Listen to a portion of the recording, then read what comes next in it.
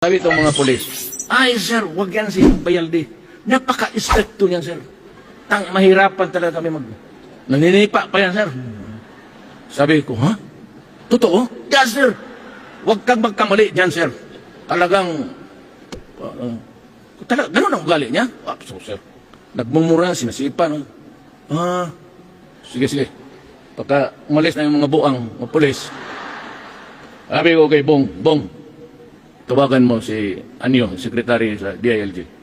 Sabi ko, si Agbayaldi ang kunin ninyong chief PNP.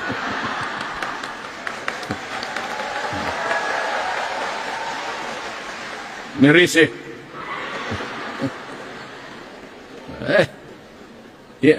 Be careful of what you do not want. In the end, you might want it. Ganon yan eh. Walang transaction dito.